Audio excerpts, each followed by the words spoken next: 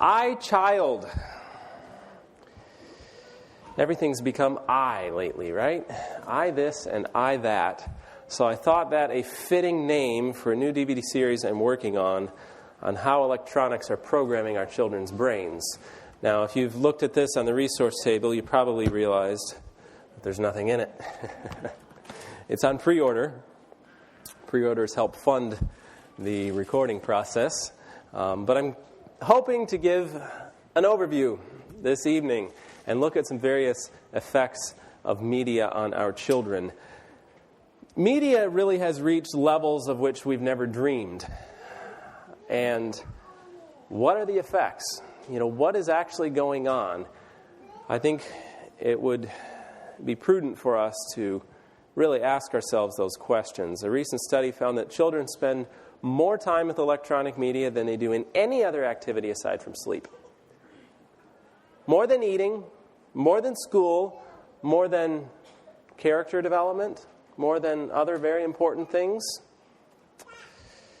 And while children might be getting slightly more sleep than media, the current average for teens in the U.S. is 12 hours per day, with some spending as many as 18 hours per day in media. 75% of kids age 0 to 8 have access to a smartphone. Adults are spending just as much, by the way. If they work in any sort of technological industry, they're getting just as much media time as the kids. And even babies. This study found, if we look just at the last graphic here, 14% of babies get more than 4 hours a day on a smartphone. This should make us kind of shake our heads in wonder here. But you're saying, this really doesn't apply to me, though, because I don't use that much media, and I definitely don't let my kids use that much. Well, that's good. That may be true. But you don't have to be using that much media to realize that you're probably using more media than you used to. It is an element in our lives that is affecting us whether we like it or not. We can at least recognize that we're in a media-saturated culture, whether or not you're using 12 hours a day or 4 hours or whatever the case may be. And we don't have to spend time on these shocking statistics to know that it's all around us. So we need to be asking ourselves what is going on. I find it interesting that never in history have we been so connected, and yet our social lives are almost shallower than they've ever been.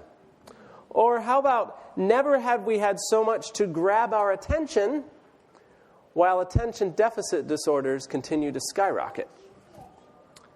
Or how about that kids have access to more information right at their fingertips than they have ever had while test scores and school performance continue to decline? Eagerly we snap up the next and greatest gadgets and we consider them a help and advancement in our lives. We pass them on to our children, considering them the greatest advancement in babysitting technology of the millennium, right? We blindly assume that the tech companies have assessed the effects, and therefore these fancy toys won't hurt our children. Or will they? But there's so much educational value, you say. Think of how much they can learn. But, again, is there a cost? Is there reason for concern? What really are the effects of these inventions? Perhaps we should take a step back and consider whether or not there are any side effects of the children's electronics use. And have the effects really been assessed before putting these things on the market? And I would submit to you that in reality we have been grossly uninformed, because rarely, if ever, are the effects considered by those who are selling the media. The research industry is gets much less funding than the tech industry. And therefore, we don't get the research right away all the time. The research points to significant negative effects that are definitely worth considering. And it's true that electronics and technology can be beneficial. They can help us in many ways. I'm not, please don't misunderstand me there. I know that they can be helpful in our lives. But I think it's time we stop the free-for-all and take a balanced approach and say, really, what is going on here? And we also need to consider that what's okay for adults may not be so great for kids. Maybe there are some age limits here in this media discussion. And I think when we consider the effects, we'll be dialing back, if not completely eliminating, media use for children. So in this session, we're just going to look at a smattering of effects of media so that we can be informed users, and in particular focus on the effects on children. Now, it used to be that television got all the blame, and the idea caught on. Many parents tell me, as you might tell me, well, we got rid of the TV, but we sort of stop there and assume that, well, everything else must be okay because it's interactive and it's educational, right? Well, that is no longer the case. Meet William. William's 4 years old. This is a picture of William himself. One morning, William, at 4 o'clock in the morning, came into his dad's room, woke him up, and said, "Daddy, I need the iPad." Need. Well, Dad marched William back to bed and told him what he really needed was to go back to sleep.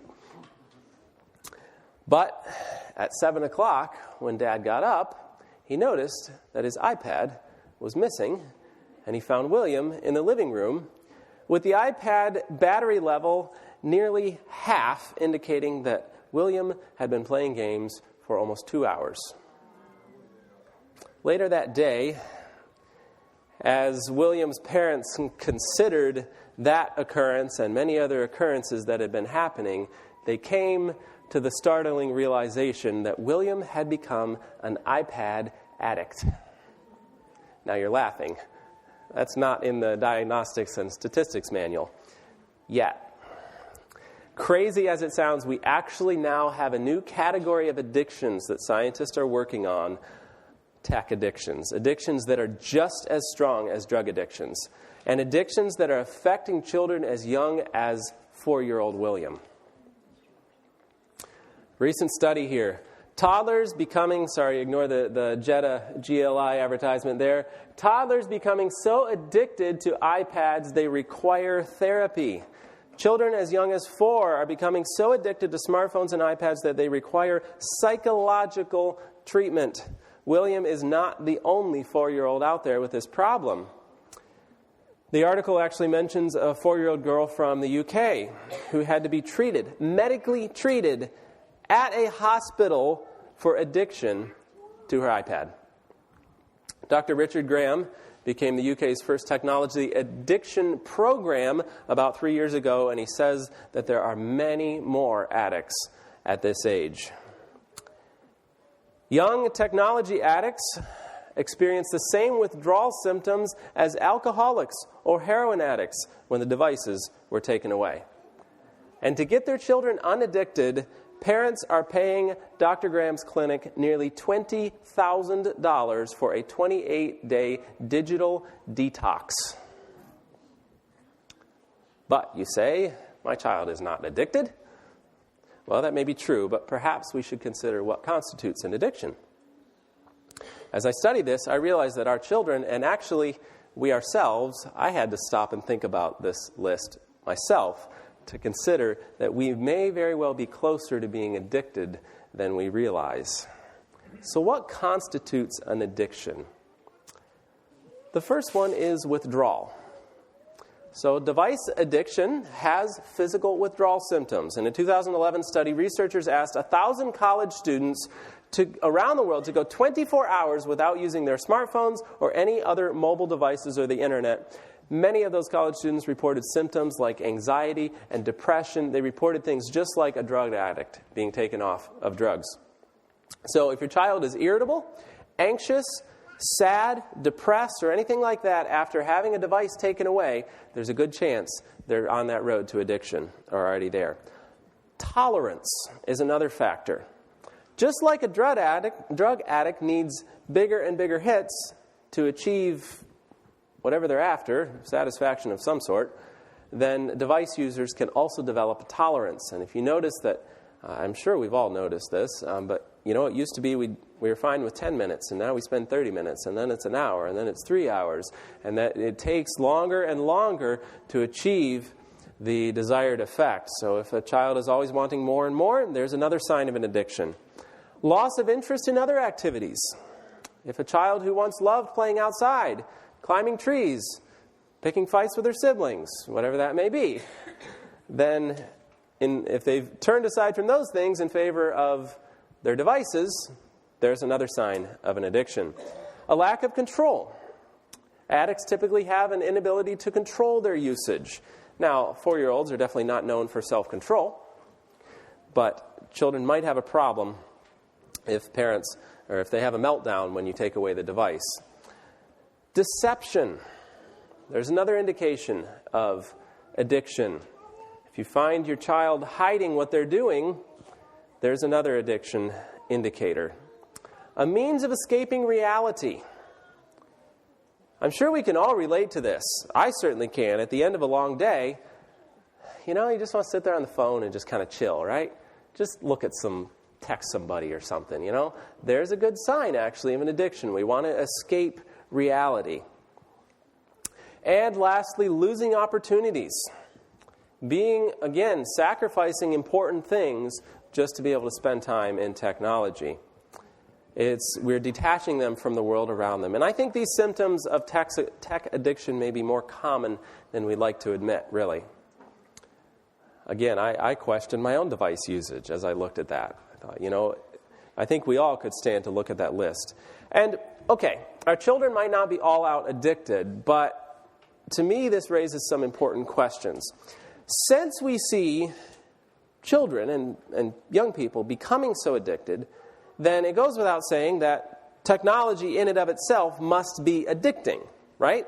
If people are getting addicted, then whatever's addicting them must be addicting. Very addicting. And that should make us stop and think. I know, let's use an analogy here. This may be a bit imperfect, but is alcohol addicting? Yes or no? Yes, it is. So how much should you drink? None at all, right? So how much do you let your kids drink? None at all, right? Are drugs addicting? Smoking. So how much is just enough of those things? Is technology addicting? Yes. So how much should we use? Now I suppose here we have to sort of end this analogy because I haven't yet found a way to completely remove myself from technology. But I think this should make us stop and think and consider if something is so highly addicting, there need to be very clear boundaries about how we're using something that is so highly addicting. Isn't everything addicting if you do it in excess? No, definitely not. I mean, I really don't think broccoli's addicting. If you ate enough of it, that would be called intemperance, not an addiction. There's a difference there. Good question, though. I knew someone that was addicted to raw oats. Eating raw oats. I've heard of that, too, and that's interesting you mentioned that. Is that a mineral deficiency or? Yeah, I don't know. I suppose there are weird sort of things that come up in psychology or physiology that bring these things on. But I think, again, there's enough research and science here that's saying this is a fundamental addiction problem.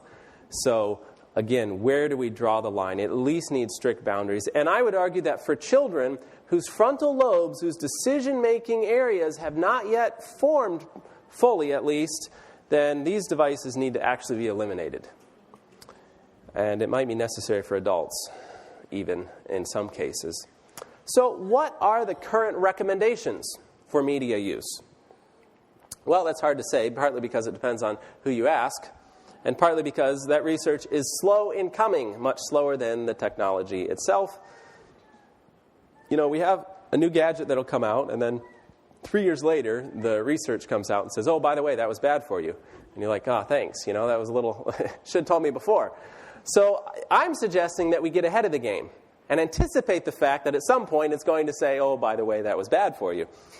Back in the TV days, it was recommended no screen time until the child reaches the age of 2. That was a standard recommendation from the American Academy of Pediatrics. More recently, Dr. Christakis at the Seattle Children's Hospital has done extensive research, and he is officially recommending limiting or completely eliminating, if possible, any screen time for a child prior to age 3. But Dr. Christakis is not the only voice. A few years back, research was put forth that indicated that really if we wanted to go in line with brain development, we'd be keeping screens away from kids until they reach the age of 7. And shortly later, that group changed their policies and said, actually, that's more like age 8, based on brain development. Well, then, in mid-2014, another study came out and said, actually, if we really want to go with brain development, we'd be keeping devices away from children until they were 12. I think it's going to be adults before too long here. They just keep extending that age. And in fact, here's the study. 10 reasons why handheld devices should be banned, the researchers arguing, for children under the age of 12. Now, this article generated some controversy. A lot of critics say that the author went too far, but some of her reasoning was absolutely sound. Let's see a bit of this. First of all, rapid brain growth. Between 0 and 2, an infant's brain triples in size and continues rapid development into approximately 20, 21 years of age. And early brain development is very determined by the stimuli that is received and the environment.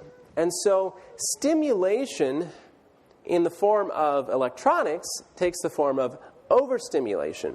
And it begins to condition the brain to receiving this type of stimulation, and pretty soon the brain is not satisfied with less stimulation, with normal, everyday life stimulation.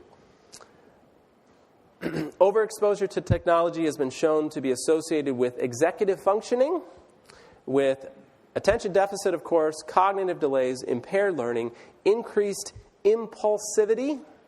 That's an interesting one.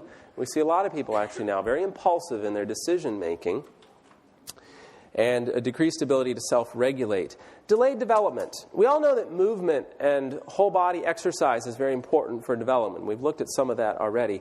Movement enhances the attention, the learning ability, and the more time children spend on a device, the less exercise they're getting. So there's another problem with so much time on the screen. Obesity and other health problems, very linked to, again, and that's often linked to the lack of movement and the lack of exercise. Sleep deprivation. 60% of parents do not supervise their child's electronics use, with 75% of children allowed to have technology in their bedrooms, according to the Kaiser Foundation in 2010. 75% of children are also sleep deprived, to the effect that their grades are impacted. Mental illness. Technology overuse is very linked to depression, anxiety, attachment disorder, attention deficit, autism, bipolar disorder, psychosis, and problematic child behavior, according to many studies, not the least of which was one from Bristol University. Aggression. Now, this one is a bit more linked to violent themes on television or violent gaming. But again, we need to keep in mind, by beholding, we become changed. We need to be careful of what we're viewing. Attention deficit disorders. There's still extensive research to be done in this area, but it's becoming very clear that media use is linked to attention disorders. Studies clearly indicate an association between television viewing and reports of behavioral difficulties associated with ADHD. Viewing television and playing video games are associated with increased subsequent attention problems in childhood. Common sense really would make this clear, would it not? You become conditioned. These things are engineered to keep your attention. It moves quickly, and it's designed to hold you riveted to that. Much of the early development of physical and mental skills and their foundations in the brain comes from experimenting and solving problems with what kind of materials? Real world materials. The long-term outcomes of forcing children's attention unnaturally may have even more serious implications than we have realized. When the mind becomes accustomed to something that is forcing it to pay attention, when you go outside, there's nothing out there forcing you to pay attention. And so any less stimuli than that thing that is forcing you to pay attention will cease to be interesting. Addictions, we've already covered this, but just mentioning that in the list, that is one of the reasons given why we should be limiting it prior to age 12. And radiation emission is another concern. The World Health Organization has classified cell phones and other wireless devices as a possible carcinogen due to radiation emission. And children may be even more sensitive to this than adults are. Again, this is new science. We're really not sure exactly what is involved with this, but it is another possible consideration. Another consideration, though, is the health factors of media use. A recent study was done by Common Sense Media. It was a meta-analysis, which is a review of other studies. It's great when you can find a meta-analysis. It's very helpful because it sort of summarizes a lot of the other research. This was one of the best studies done. It reviewed the past 30 years and looked at the results from 173 studies. That's not 173 people. That's 173 different studies that they compiled together. Excellent research. They found a strong link between media exposure and childhood obesity, tobacco use, drug use, alcohol use, lower academic achievement, sexual behavior, attention deficit disorders, and hyperactivity. 75% of 127 studies reported that the more time spent with media was associated with negative health outcomes. 86% of the studies found a relationship between increased media exposure and an increase in childhood obesity. 88% reported statistically significant relationship between increased media exposure and an increase in smoking. 80% reported a relationship between media exposure and an increase in alcohol use. Lower academic achievement, attention deficit problems. Now, it may seem that these are focused on young people, especially considering the drug and alcohol use, etc. But it's important to realize that many of these studies were done on children, and many of these studies were longitudinal studies, meaning that they started in childhood and they looked at the effects later on into youth. Studies that track them over the years. So these studies were looking at children's media use, not just the media use of young people. And through this we can see what happens in childhood can then greatly impact the outcomes later in life. So I ask, if a lot of media is causing this, then is a little bit a concern. Just something to ponder. But, you argue, this all applies to TV. I've already seen this research, and I don't let my kids use TV. I've got this already, right? I only let them use good educational stuff and no passive viewing, only interactive media. That's the key word always used. It has to be interactive, right? That's what makes it good. Well, a recent article was published titled, "Interactive Screen Time Worse Than TV." Actually, the full title was "Dumb and Dumber. Interactive Screen Time is Worse Than TV." Written by a researcher who has done a lot of treatment on various childhood issues. She's a psychiatrist. I'm drawing a blank on her name right now and trying to see if I have it written down here, but I don't. At any rate, she tells us that over the years she's come to appreciate the fact that virtually all young people benefit from a solid, several-week-long break from interactive screen time.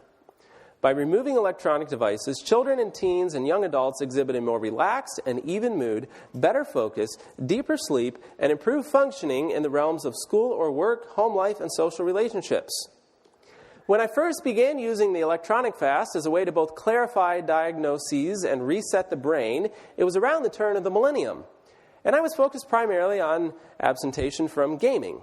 Along the way, I found it necessary to add a growing number of devices: laptops, smartphones, iPads, tablets, texting, internet surfing, social media use, to the forbidden list in order to reverse the stress-induced changes in brain chemistry, circadian rhythms, sleep, and blood flow. So she's doing these treatments on children. She's correcting a lot of problems in early childhood, and she says, I find that I have to remove all this technology from their lives for this to work. And notice what she says.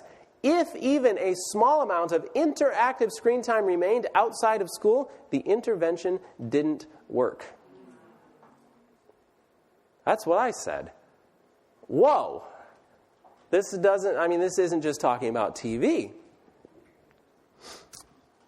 She also says that, on the other hand, I would actually allow moderate amounts of television or movies, the so-called passive screen time, and it didn't seem to have the same effect. It was the interactive media that was causing the problems that she was treating. And then she explains that, she really didn't understand why. She just saw it in the hundreds, if not thousands, of students that she was treating. But then recent research has begun to make it clear why. Clinical observations of hundreds of patients, the typical overstimulated, impulsive, and hyper-aroused kid on screens, the dramatic changes in mood, focus, and compassion capacity while off of them, even if the TV was allowed, and the setbacks that occurred when the handheld devices returned. In a large survey distributed to over 2,000 kindergarten, elementary school, and junior high school children in Japan, researchers found that just 30 minutes of either computer use or gaming caused disturbed sleep and daytime fatigue compared to 2 hours of TV. This stuff is actually worse, literally, is worse than TV. In a crossover study comparing a single evening of excessive gaming versus excessive television viewing, the gaming condition resulted in impairment of both sleep, altered sleep structures, specifically reduced slow-wave sleep and prolonged sleep onset, and cognition in the form of verbal memory testing, while the TV condition caused inefficient sleep but did not change the overall sleep structure, nor did it cause cognitive impairment. And interestingly, ADHD is very linked to sleep problems. People that suffer from ADHD typically have sleep disorders also, often a disturbed circadian rhythm. But why? I think this is a very good explanation here. The very interactiveness is overly stimulating to the nervous system, especially a developing one, via sensory and circadian reactions and psychological and physiological hyperarousal. Once the arousal stress cycle becomes chronic, it will eventually cause damage to the nervous system. Mere moderation of screen time is often not sufficient to interrupt this vicious, self-perpetuating cycle. She says, you can't even do this in moderation. I found in my patients, is what she's saying, that I had to completely eliminate it for the treatments to even work. So we all know about the damages of TV viewing, but perhaps we should also consider that the interactive media can be even worse, depending on the type of interactive media. There are definitely various types, but she did mention the texting, the internet surfing, and things like that culture a overstimulating environment. Now, let's take a look here at some of Dr. Healy's research. This is stuff I've shared several times. Some of this may be familiar to you already. She has a list here in her book, Endangered Minds. It's one of the books there I had on the back table. Great research she has in here.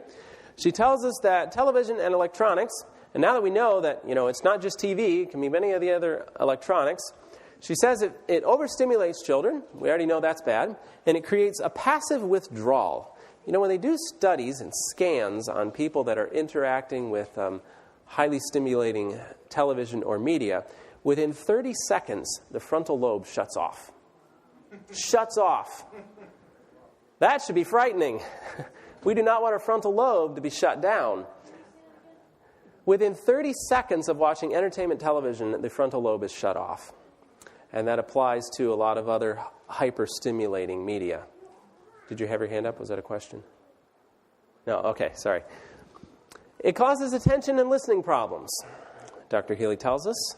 It emphasizes skills which do not transfer well to reading or to listening and requires less mental effort than reading. I mean, you tell me, what's easier, sitting there in front of the TV or studying your Bible? TV's easier, right? Or your smartphone or whatever it may be. I'm just using that as a device. It's the old analogy, if you feed your child cake all the time, pretty soon they're not going to like broccoli, right? If you feed them this easy brain food all the time, pretty soon they're not going to love the study of God's Word or good reading. Did you have? When you say entertainment, any more specific? Is that anything? Could it be 3 a.m.? I'll get to that in just a minute. Okay. Good question. It shortens the time children are willing to spend on finding an answer to intellectual problems they are set to solve, decreasing problem-solving abilities here. And here's where getting to your question. It artificially manipulates the brain into paying attention by violating certain of its natural defenses with frequent visual and auditory changes. This is known as saliency. Let's unpack. What is saliency? Frequent visual and auditory changes. Sudden close-ups, pans, zooms. Think through these things that we're listing here, and think of whatever television or media you're involved with, whether this applies to it. Most even good documentaries that I've watched incorporate every one of these factors. Sudden close-ups, pans, zooms. They're effective in alerting the brain because they violate its reflex need to maintain a predictable personal space. Salient features such as, here's another list, bright colors, quick movements, sudden noises. Get attention fast because brains are programmed to be extremely sensitive to such changes that might signal danger. We are hardwired that when something moves fast or flashes or whatever, it grabs our attention. You know, if you're sitting here watching me right now and a mouse ran across that little ledge on the wall, would your head stay watching me? No, you turn and watch that mouse, right? Why? Well, it's a mouse in church, and that's a problem. But the real reason is that it was moving probably pretty quickly, and that's what caught your attention. Because we're hardwired that when something moves, it's going to grab our attention. We're just designed that way, and that's a blessing. It helps us jump out of the way, and you know, stuff like that. It helps us avoid danger. But here's the problem. In a sense, these carefully planned manipulations separate the natural responses of brain and body. Although the viewer's attention is alerted, there is no need for physical action. The brain registers specific changes after a camera zoom, for example, responding as if to real danger, yet the impulse has no outlet. Let's use an analogy. Suppose you went to Africa and you were going to go on a safari. And so you jumped in the safari vehicle, and off you go into the African savannah, and you're just enjoying the trip. So much fun, but you're moving along really slowly, and so a few hours go by, and you're like, you know what, I want to get out and stretch my legs a little. I'm going to go for a walk. And so you hop out of that vehicle, and you're just taking a stroll, enjoying the scenery, beautiful giraffes over there, and gazelles over there, and then all of a sudden, a movement catches your attention. We're hardwired that, right? So a movement catches your attention, and you look, and there's a lion right over there, and he's just stepping out of the bush. Good thing it caught your attention, right? Well, the problem is then that lion notices you standing there, and he crouches, and you see that classic feline tail twitch, and he roars. Now, what are you going to do about it?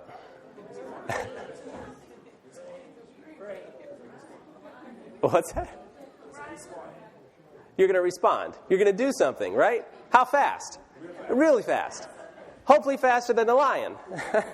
You're going to get right back to that vehicle as fast as you can. That's the natural response of brain and body. Your brain said, yo, that's dangerous. You better move quick. And you did something about it. The problem is, when we're sitting there seeing the close-ups, the pans, the zooms, the bright colors, quick movements, sudden noises, all that kind of stuff that are designed to catch our attention, we sit there doing absolutely nothing about it. And so you might not think it's dangerous, but your brain thinks it is. It signals danger, just as we read here, responding as if to real danger, but we do absolutely nothing about it. And we're disconnecting the brain and the body. Now, that's damaging to adult minds, of course, but it's particularly damaging to the young mind that is trying to figure out the world around it. And so you're constantly bombarding it with confusion. It just doesn't make sense that something flashes, and so the brain says, that's scary, you better do something, but the child does absolutely nothing about it. And again, it's not just TV. I've seen it in little children, especially very young ones that are not used to media. If, say, they're on an iPad or something, and they're playing around and they open an app and the screen changes quickly, you can see it in their eyes, a slight startle response. Babies tend to wear their emotions on their faces a little more, and so you can actually read it, and you can see the startle as their brain is saying, hey, do something. But again, they're just sitting there, confusing the brain. Definitely a concern. Point number 7 in Dr. Healy's list, it induces neural passivity. All right, let's define that one. What's neural referring to? The brain. What's passivity? Kind of what you're doing right now, right? Just sitting there. Inactive. So it induces your brain to become inactive and passive. That's not good. and it reduces the brain's ability to remain actively focused on a task. Research overall strongly suggests that fast-paced and special effects can interfere with the development of active learning habits.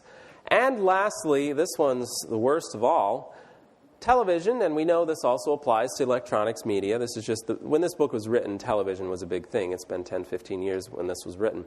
Television has a hypnotic and possibly neurologically addictive effect on the brain by changing the frequency of its electrical impulses in ways that block active mental processing. Let's unpack this a little.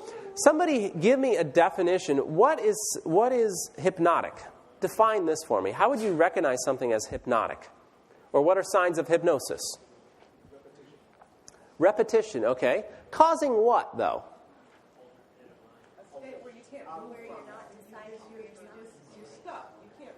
You're stuck, you can't move from it, and I liked what you just said. Not deciding for yourself anymore. You can't disengage your brain. Exactly. So, yeah. Alpha state. Repetitions causing an alpha state which you can't avoid, and you're not in control, and what was it? Disengaged your brain. I like it. That's a great definition there. You know, they did an experiment. I read about it some time ago, and I need to look this up and find it again, but I remember reading about it, where they took a gentleman who was a very strong person. He was a bodybuilder. And they sat him down at the table and hypnotized him. However they do that, I don't know how the psychologists do those sort of things. But they hypnotized this person. And while he was in this state of hypnosis, they set a glass of water on the table beside him and told him that he was incapable of lifting this glass of water. Well, then they brought him out of the state of hypnosis, and they asked him, "Sir, can you hand me that glass of water?" "Oh, sure." And he reached over, and he couldn't pick it up.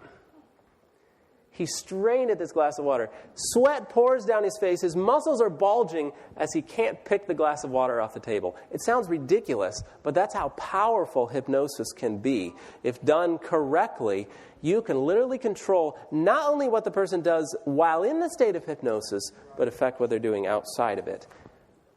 Do you think Satan knows what he's doing with the media? Do you think he knows how to engineer it to capture your mind, to hypnotize you? Absolutely he does. He knows exactly what he's doing. But what about neurologically addictive? We've already looked at the symptoms of addictions. Now she says it's possibly neurologically addictive. Again, that was written 10, 15 years ago. We now know it absolutely is neurologically addictive. Again, symptoms of addictions. You can't get away from it. You always want more and more, leading to deception, all these things. Very concerning. It also, that effect on the brain by blocking active mental processing. We do not want to be blocking active mental processing. We want to be good thinkers, right? We covered that in the Thursday morning. We want to be good thinkers. We do not want to block active mental processing. Now, you're telling me, though, I hear it a lot. Moms come up to me and say, but hang on, you just took away my best babysitter. Nothing keeps my child's attention like my iPad. And I say, you're absolutely right. Nothing keeps your child's attention like your iPad. It's designed to do that. It shouldn't be a surprise to you that it captivates your child and you can't pry them off of it. It is a babysitter, but not a good one. You know, what kind of babysitter should we have? Well, we shouldn't need babysitters. I mean, your child should be doing things with you as part of the everyday life. And if you need a bit of time, you know, playing in the mud is a great babysitter, rather than sitting them down with an iPad. I see it a lot. It's very sad, actually, as I travel, especially in airports, and it is the number one turn-to option for most parents. When the child gets out of hand, the mother pulls out her smartphone and hands it to the child. A child of 2 or 3 years old that's screaming and carrying on all of a sudden is totally sedate, just staring right at the screen. Hypnotized, precisely. Yeah. Scary stuff. But what about educational media? That's a great question.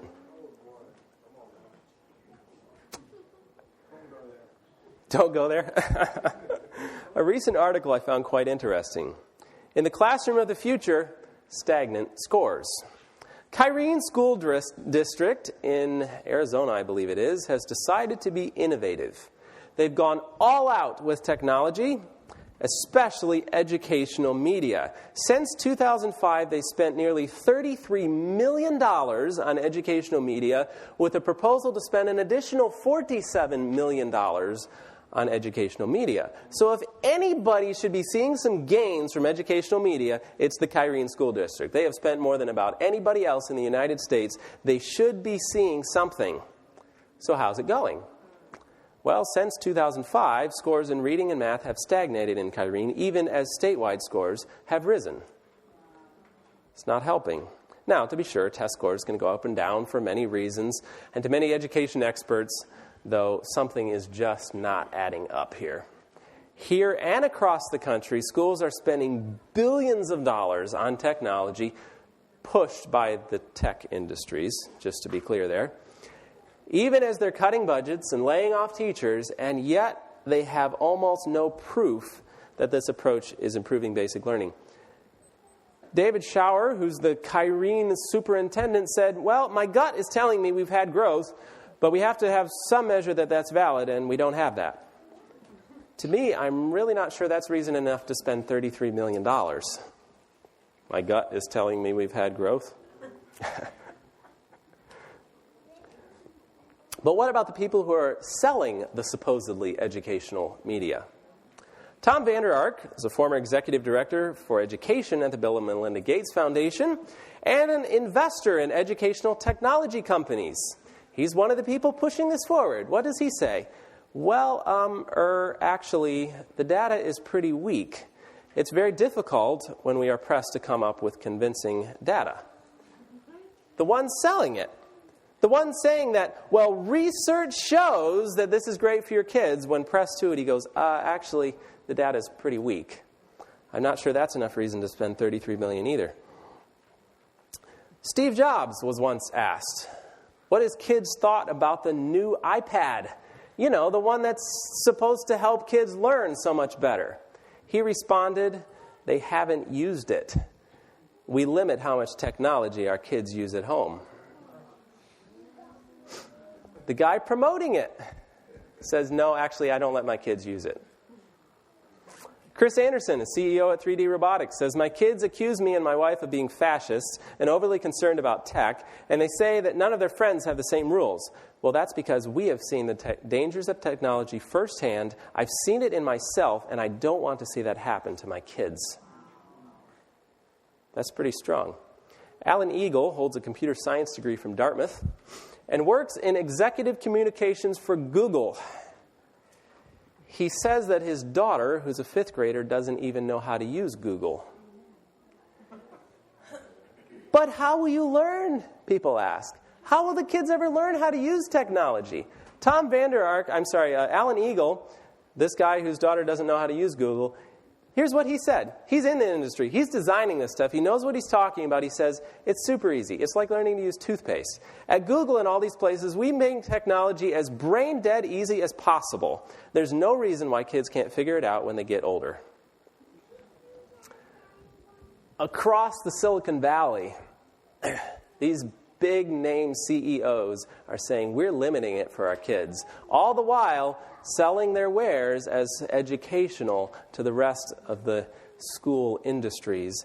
And by the way, they are sending their kids to what's known as Waldorf schools, tech-free schools. I'll get to that in a minute. Paul Thomas, who's associate professor of education at Furman University, says technology is a distraction when we need literacy, numeracy, and critical thinking. But, what about the fact that it keeps their attention? Isn't that beneficial for learning?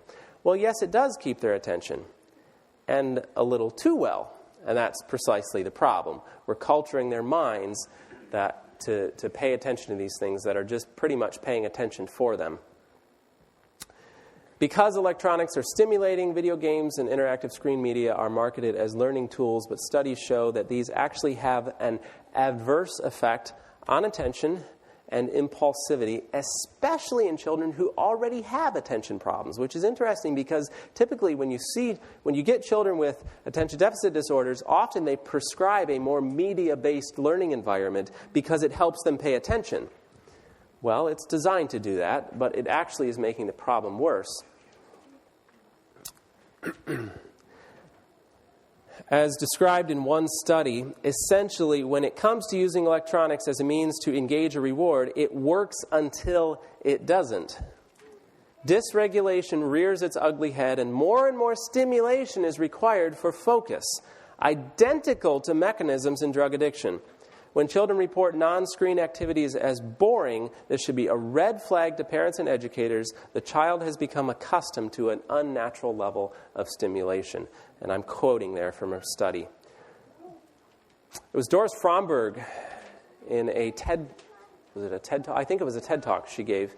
Tells us that children who pretend and have to imagine things and come up with them on their own have better social competence, better language development, higher IQ, better problem solving, they're more patient, they're more persevering, and have better connection making. So we need to consider the development of creativity and imagination. But the problem is, with media, there's no need to imagine. It's been imagined for you already. There's no need to create. It's been created for you. This is pre-baked creativity. So, how do children learn without the benefit of technology? Well, I think we've covered a lot of ways this whole weekend on how children learn, and I didn't see much technology being used in any of the instruction given, and that's great. Meet the Waldorf School. Waldorf schools have a no-tech policy. There are, I forget how many of these around the world. It's in the thousands. Many schools around the world, all under the Waldorf system. Now, there are problems in every educational system. I'm not saying these are perfect, but it's interesting that they have a no-tech policy, and they focus on hands-on learning. And interestingly, there are several of these schools in the Silicon Valley area where most of the CEOs of the tech companies' children attend these no-tech schools. And they have a no-tech policy until 8th grade. And they even discourage the parents who send their kids there from using it in the home till 8th grade. Again, they focus on hands-on learning. In one story about Waldorf schools I was looking at, they were saying they were using knitting to help develop problem solving, patterning, math skills, coordination. You know, again, they come up with creative ways to teach things without the benefit of technology. In another study, they were using food fractions. And one teacher said, for 3 weeks, we ate our way through fractions. When I made enough fractional pieces of cake to feed everyone, do you think I had their attention? So how do the students respond? The students themselves say they are frustrated when their parents and relatives get so wrapped up in phones and other devices. One student, age 11, said he recently went to visit cousins and found himself sitting around with 5 of them playing on their gadgets, not paying attention to him or each other. He said he started waving his arms at them and said, "Hello, I'm here." And Finn, who's a student at Waldorf School of the Peninsula, says, and his father works at Google, by the way, says he liked learning with pen and paper rather than computer because you can monitor the progress over the years. You can look back and see how sloppy your handwriting was in first grade. You can't do that with computers because all the letters are the same. Besides, if you write on paper, you can still write on... If you learn to write on paper, you can still write if water spills on the computer or if the power goes out. Also interesting that Waldorf schools administer no standardized tests in the elementary grades. And they are first to admit, I found this fascinating, in light of the whole 8 to 10 delaying, they are the first to admit that their early grade students may not score well on standardized tests because they don't drill them on standardized math and reading curriculums. However, 94% of their students go on to college, typically to very prestigious universities. So no tech, no standardized testing, and hands-on learning, and their performance is some of the best in the world. There is a lot more we consider. This is a huge topic, and it's one I definitely plan to expand upon in the iChild DVD. But I think it would do well to just consider a couple of quotations from the Spirit of Prophecy. Satan will invent every possible device. Now, I don't think that device was specifically referring to TV and electronics and iPads, but I think we can apply it here.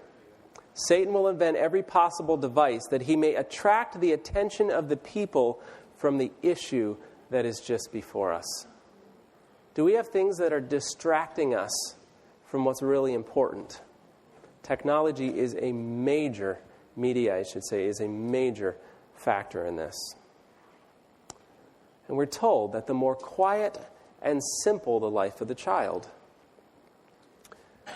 the more free from artificial excitement. Media is definitely artificial, is it not? The more in harmony with nature, the more favorable it is to physical and mental vigor and to spiritual strength. So I think this whole technology discussion should be injected with some common sense. We're so inundated with it now that we think it's crazy to cut back or eliminate media from our children's lives. But really, just think about that for a minute. Who's the crazy one here? Perhaps we're crazy for blindly assuming that this stuff is good for them and just going with it. The previous generation would have called us crazy for doing that, right? And they did fine without all these technological advances. This is new stuff that is potentially dangerous, if not already proven dangerous in some cases. So we would do well to use caution. It's often said that technology is the way of the future. But really, it's so new that we really can't say it's the way of the future. We have no idea what the future will be. Technology changes so quickly. Perhaps the way of the future will be to realize that actually this was all a big mistake. Let's go back to how it used to be. Who knows? Let's get ahead of the game. But in spite of it all, and in spite of all the things to consider in it, I think first and foremost we need to ask ourselves, are we a peculiar people? We're called to be. We should be. And yet it's very easy to fit in with the media advances and just make it a part of our lives. And God says, I believe at this period, in light of the research that we have and in light of the work we have to accomplish, God says, I'd like you to set this distraction aside also and focus on the work that I've given you. It's not necessary. It may be helpful in cases, but it's not necessary. We did just fine without it in years past again. So with that, not bad. Right on time. Let's close with prayer.